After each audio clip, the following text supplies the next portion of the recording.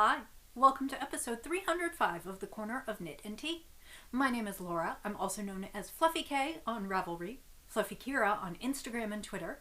I blog over at thecornerofknitandtea.com, and that's where this episode and every episode show notes will be.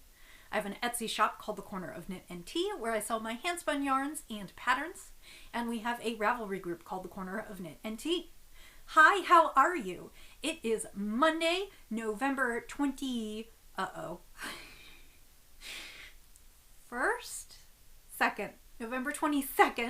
No, yesterday was November 22nd. It's November 23rd. Hi, it's November 23rd. I'm coming to you from just outside Kansas City, where it is a kind of wet, gross day. We are not having snow, but we are having what they call wintry mix, which is rain and sleet and a little bit of ice and everything in between. And so it is gray and dark. It is about 3:30 in the afternoon, but you can see I am using extra lights today because it is so dim. And I don't generally mind this weather, although I will say that it's not an auspicious start to a Monday when it's just gray and you wish you'd gone back to bed. So how are you? I hope you're doing well. I have done a lot of crafting this past week and have achieved quite a few of my crafting goals. So I'm happy to share those with you. And then I have some ideas about what I want to do this week and in December. I can hardly believe we're at the year's end. This year has been so strange, at times dragging on and feeling like it was taking forever. And then all of a sudden we're about to turn into a new year and I feel like, where did this year go? What did we do this year? So we'll get into today's show. I don't have any more questions to answer. I believe I tackled all of them from episode 300.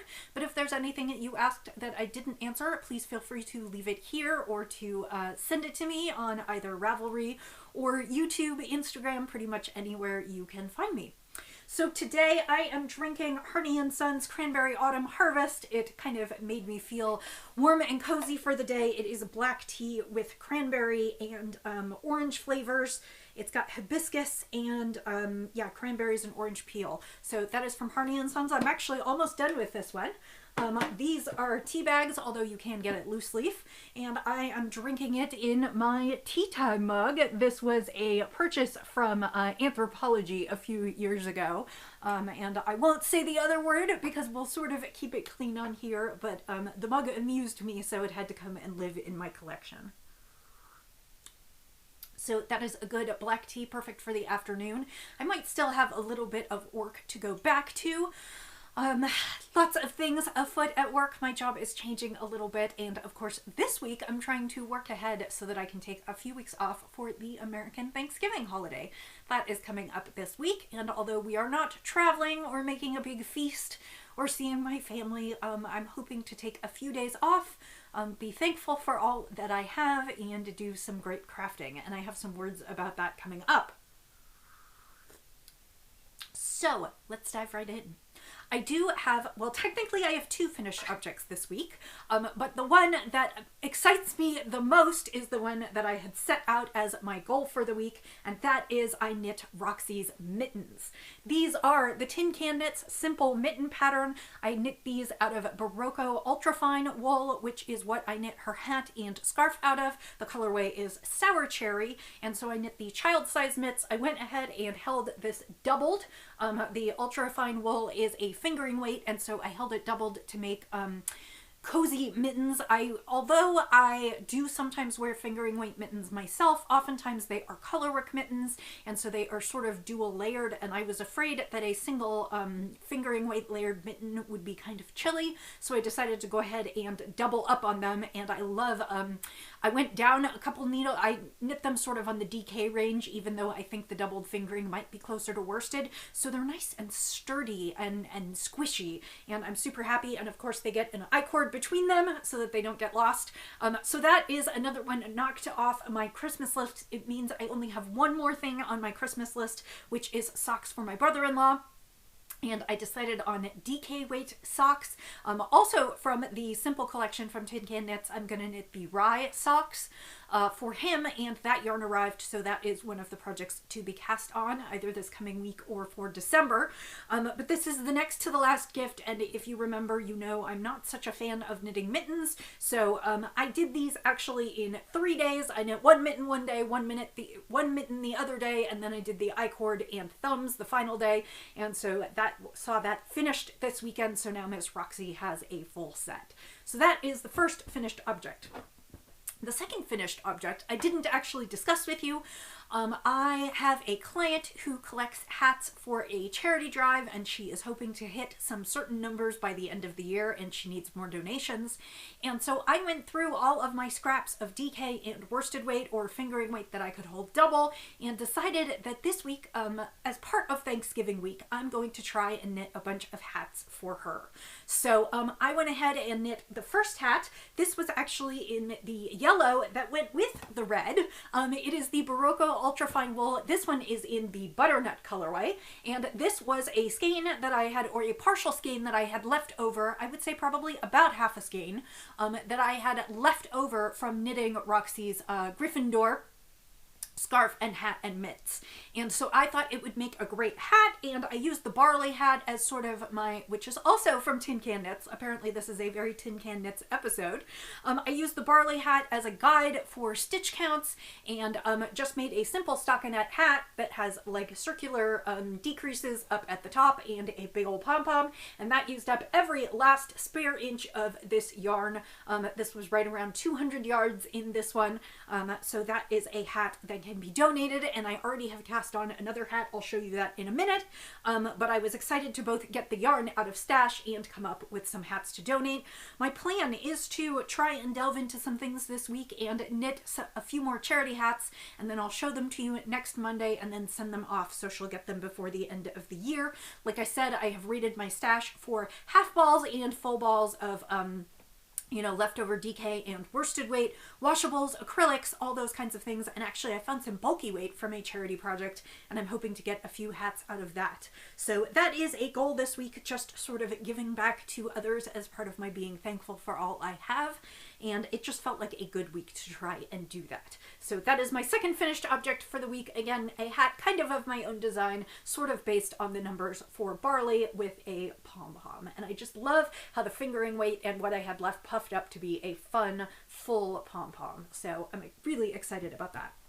So, the other project that I have been knitting on this month is my NaNniSweMo sweater, and that is Mayuga by Joji Locatelli. It was part of a Malabrigo book, and I am knitting it in Zen Yarn Garden Superfine DK, which is their luscious DK weight yarn in the colorway Silver Moon.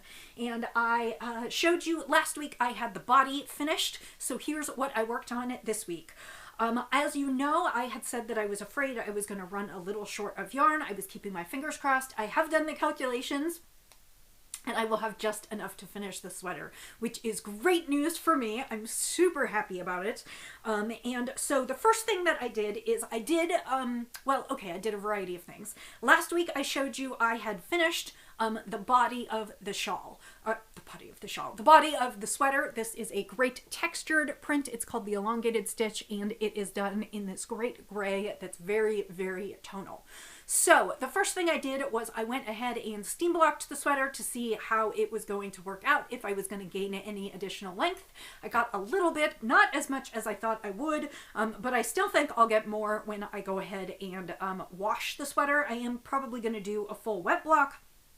And as I said to a friend of mine, superwash tends to grow kind of like a chia pet when you wet block it, so I think I will still get a little bit extra out of it.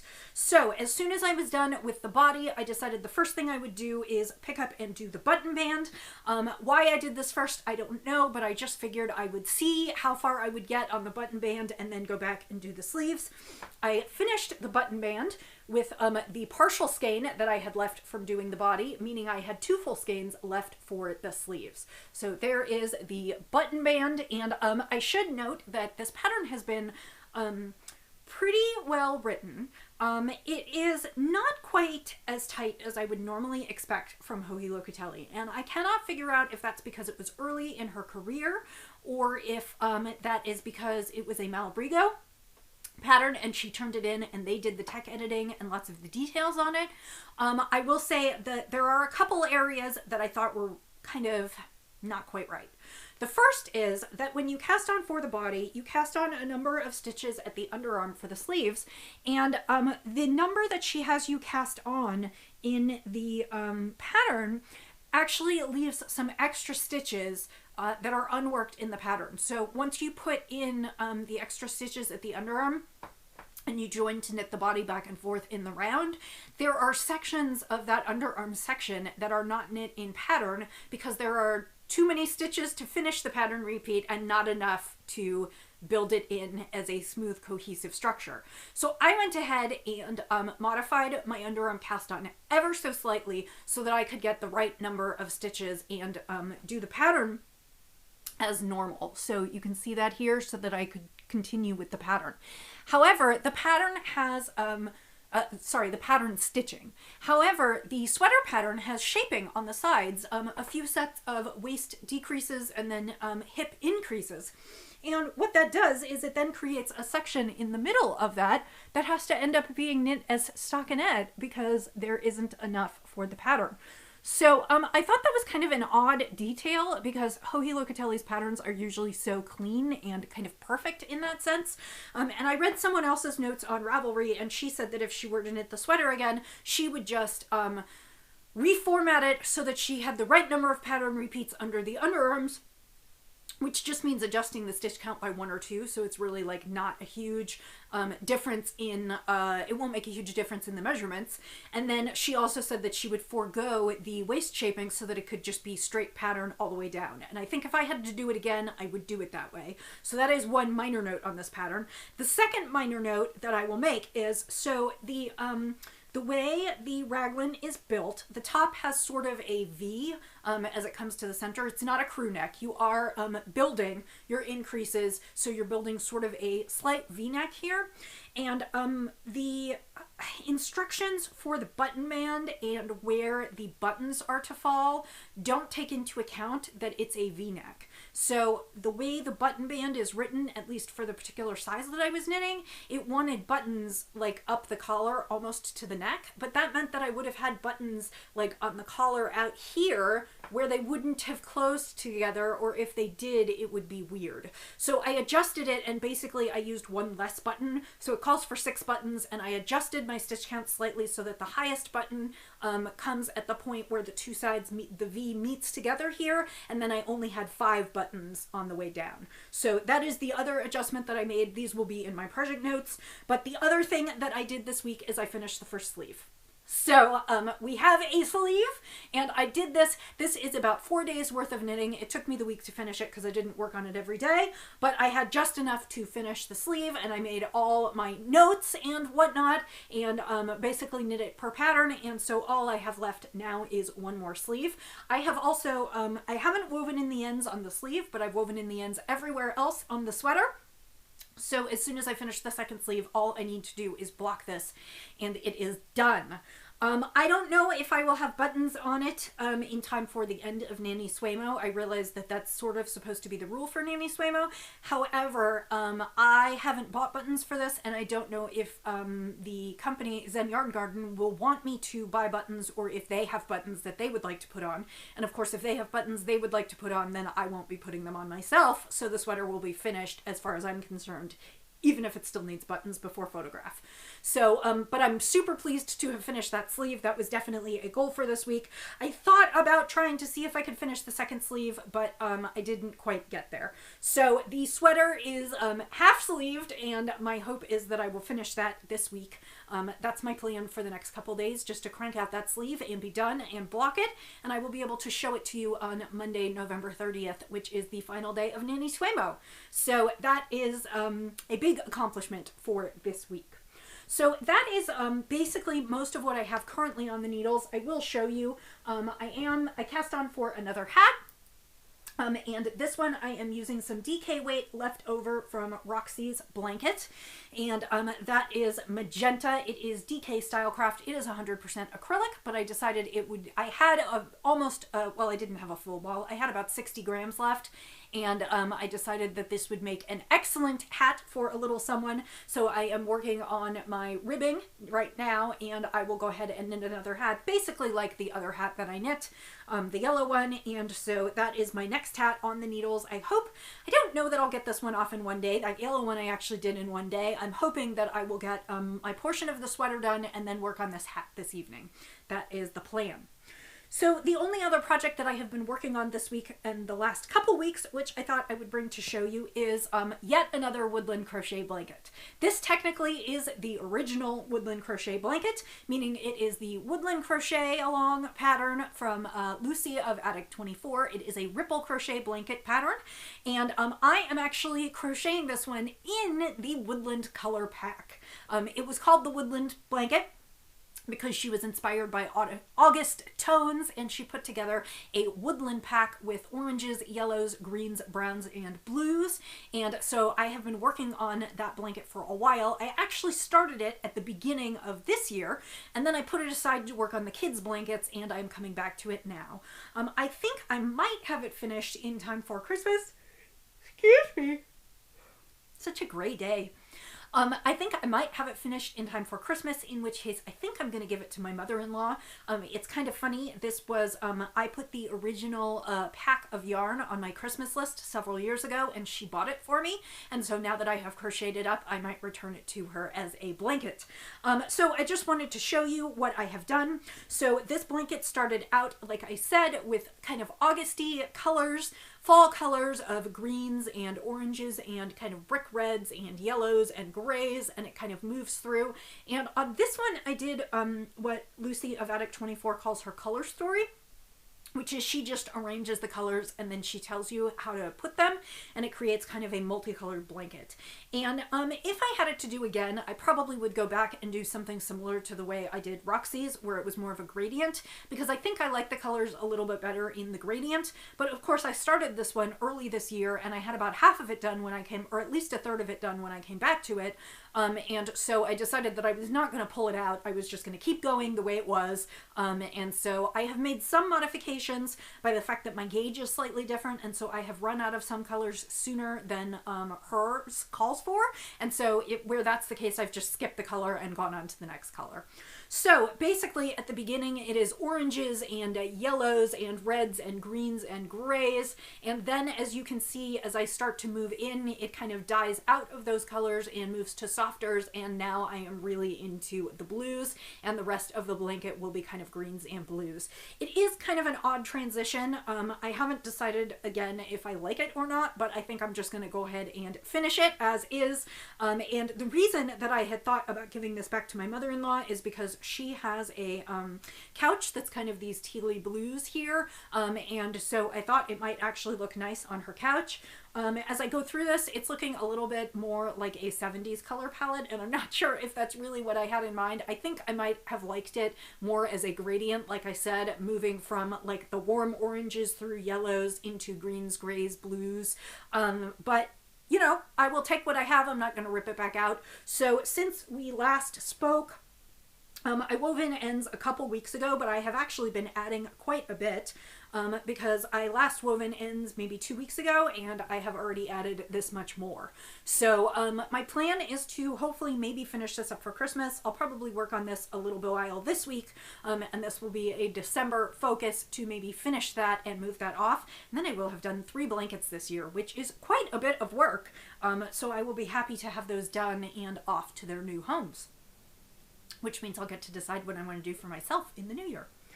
So plans for this week, as I said, involve finishing that sweater sleeve, maybe doing some hats, and then if I have time, I might cast on something special for myself. I have a few things that I would like to knit, and I just feel like this week would be kind of nice to, if I finish up the sweater sleeve before Thursday, to then spend the holiday weekend knitting for myself and some charity hats and just kind of relaxing and enjoying myself. So I think that's what I have for knitting and crafting. For December, I have a whole new slate of activities. I have my brother-in-law's Christmas socks. I have a pair of socks that I'm going to be doing for knit picks, which I can't show you because unfortunately those are secret. I have another sample shawl, and then we'll hit kind of the end of the year, and I have some ideas about things that I want to work on. The crochet blanket being one. I also have a ripple crochet blanket, which is similar to the woodland crochet blanket pattern, but not quite. I have a ripple crochet blanket that I started out of scrappy sock yarns several years ago, and every year around December, Christmas, and New Year's, I want to sit on the couch and work on it, and so I might pull that out again and put several more rows on that. That is a long-term project. I'm maybe a quarter done. I'm not even sure how much I have, and as I said, I seem to pick that up every December, January, and then put it back down in favor of other things throughout the year. But I have a whole bag of sock minis waiting to go in, so that will probably come out some point in December. Also, Danny of Little Bobbins Knits usually hosts a Christmas Eve cast on, and I think I'm going to go ahead and do that and do some socks. What I haven't decided is I have quite a few skeins of handspun yarn that I would like to turn into socks, so I'm thinking maybe I will plan to do handspun socks for my Christmas Eve cast on. A lot of years I have pulled out a Christmas yarn and done that and cast those on and then worked into January on those. But I think this year I might just do some handspun socks, because I will tell you, my sock drawer overfloweth right now. I don't have a lot of room for more socks, but I do have several skeins of handspun that I would like to turn into squishy socks, and handspun socks are just special. So I think I might work on that. I also have two sweaters. Excuse me. Oh, I'm so sorry. I have two sweaters that are in various stages of progress, and I need to decide whether to rip them and start again or continue with them. And I would like to make some decisions on those before the end of the year. I have the sweater quantity that I bought in Barrett Wool Co., where I could cast on a new sweater for myself, and I have some handspun that I had spun up to cast on a shawl or wrap, in addition to a couple other kits, cowl kits and shawl kits that I bought this year.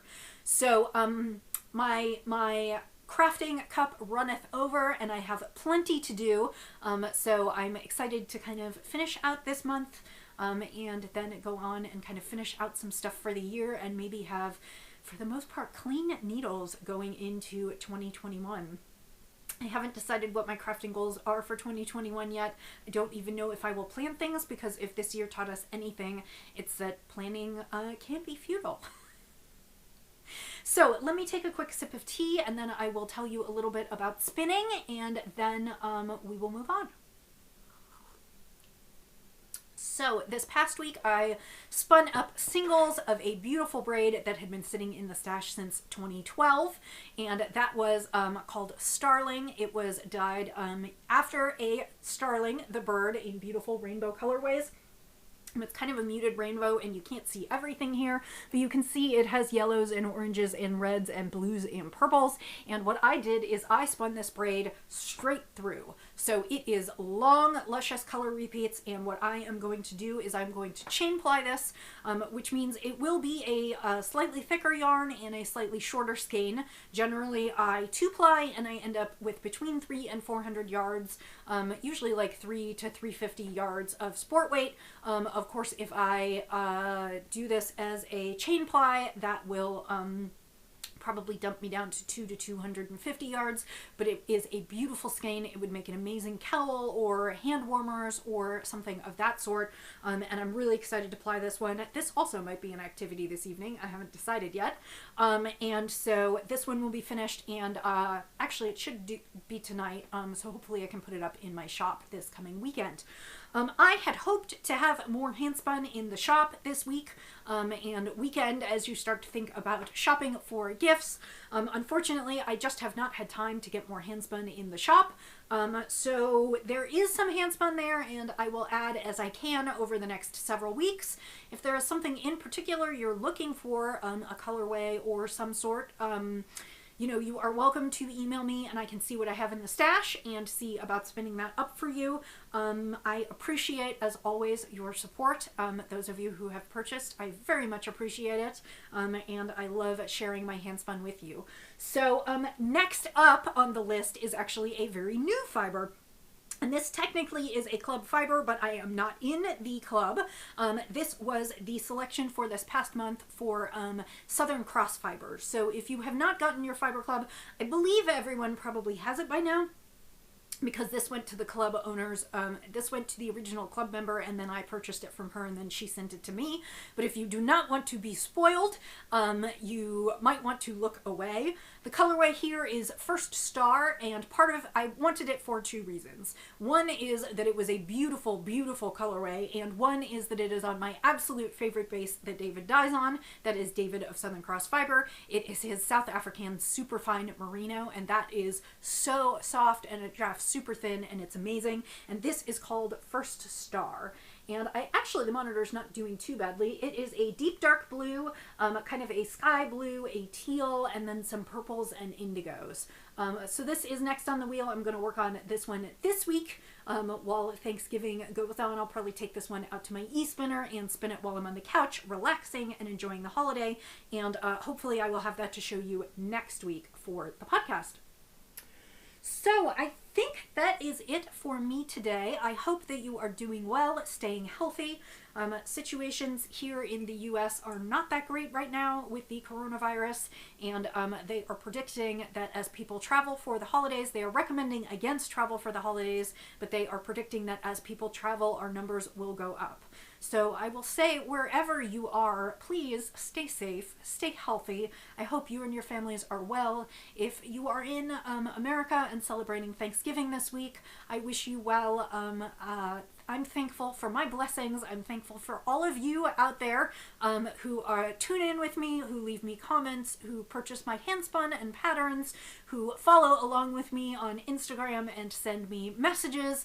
I love how many people I've gotten to know through all of these places, and I love interacting with you.